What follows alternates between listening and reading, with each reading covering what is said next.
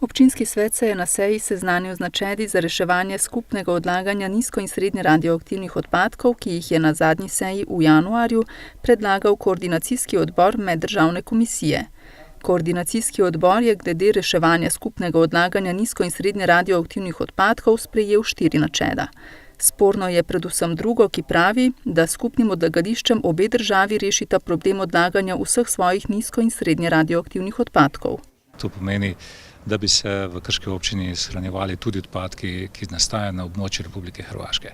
V primeru skupnega odlagališča nizko- in srednje radioaktivnih odpadkov namreč Hrvaška še vedno ne bi imela rešenega vprašanja odlaganja ostalih radioaktivnih odpadkov, ki nastajajo na njenem ozemlju.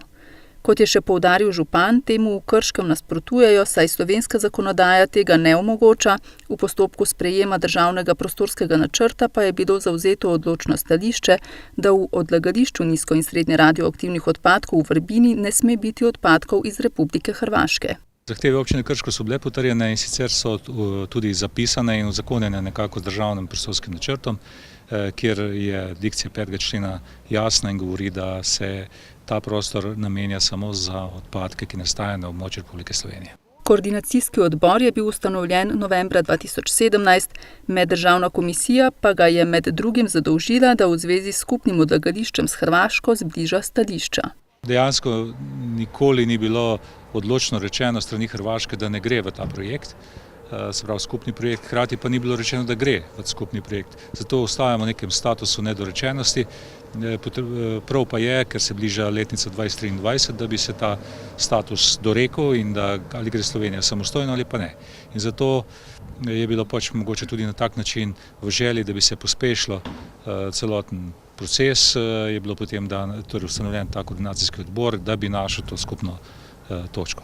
O svojih pomislekih so že opozorili Ministrstvo za infrastrukturo. Mi smo že ministrici poslali en dopis, kjer smo pojasnili ta naša stališča, vendar pa se mi zdi prav, glede na to, da je bil občinski svet tisti, ki je pravzaprav sprejel sa stališča takrat, ko se je sprejemal državni prostorski načrt, da se ga tudi obvesti, kaj se dogaja in da se do tega opredeli, še posebej, ker je Ministrstvo za infrastrukturo zahtevalo od nas nekako, ali imamo pravzaprav izrecno stališče oziroma sklep občinskega sveta, s katerim ne dovoljujemo umeščanja oziroma odlaganje hrvaških odpadkov v občini Krško.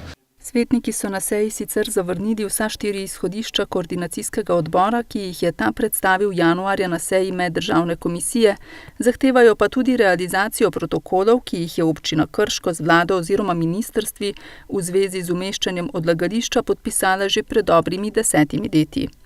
Pripravljalna dela za gradnjo odlagališča nizko- in srednje radioaktivnih odpadkov je Agencija za radioaktivne odpadke sicer zaključila avgusta 2017.